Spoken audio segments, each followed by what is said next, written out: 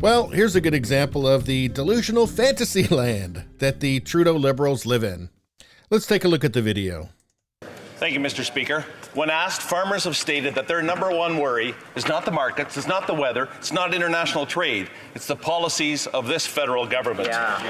The delivery of seeds and plants to the farm incurs the carbon tax. The manufacture and delivery of fertilizer to the farms incurs the carbon tax. The delivery of farm products to market incurs the carbon tax. And this government's plan for the carbon tax? To triple it. So in a time of 10% food inflation, will this government finally give Canadian families a break and cancel this planned tax increase? Yeah. The Honourable Minister of the Environment. Thank you, Mr. Speaker. I find it quite difficult to listen to the member opposite speak about this, as many of his members, including the leader of his party, have just risen in this House to talk about the impacts of Fiona. And we know that it's linked to climate change, and we know we have to do more to fight climate change.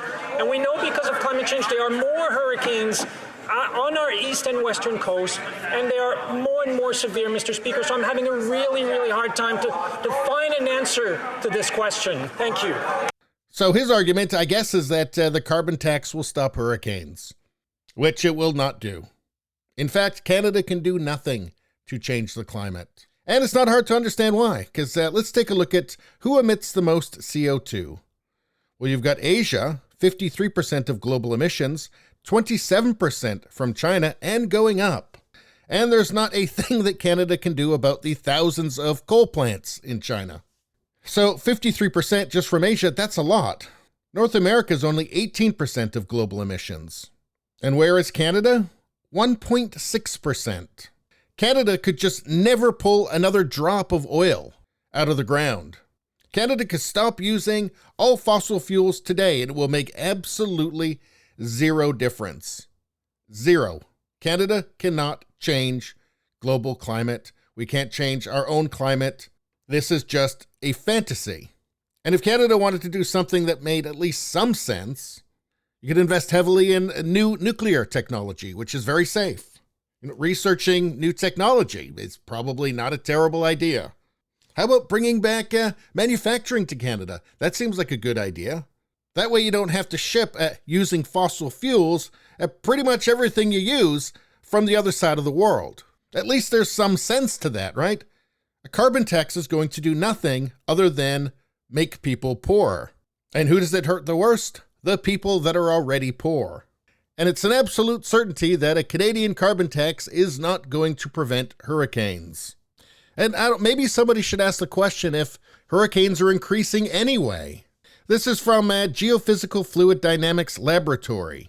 And before we get to their conclusions on this, who are they exactly? Is this some right-wing blog?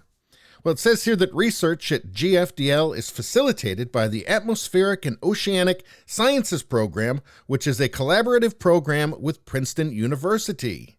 Under this program, Princeton faculty, research scientists, and graduate students participate in theoretical, analytical, numerical, and observational studies. The program is supported in part by NOAA funding. So Princeton University, that sounds pretty good. What's this NOAA?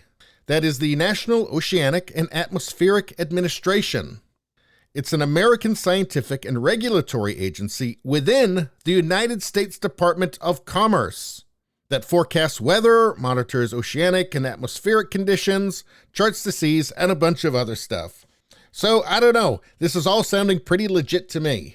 And what do they have to say about hurricanes here? They say there is no strong evidence of century-scale increasing trends in U.S. landfalling hurricanes or major hurricanes. Similarly, for Atlantic basin-wide hurricanes, after adjusting for observing capabilities, there is not strong evidence for an increase since the late 1800s in hurricanes, major hurricanes, or the proportion of hurricanes that reach major hurricane intensity. So what in God's name is the Minister of Environment talking about? And why on earth would he think that the carbon tax is going to stop hurricanes? It doesn't make any sense. His name, by the way, is Stephen Guilbeault. And this is him here. That's right. That's actually him. So, yeah, Trudeau's Canada, huh? Anyway, please subscribe, like, and share. Sharing really helps me out. I thank you for sharing my content. I will see you next time.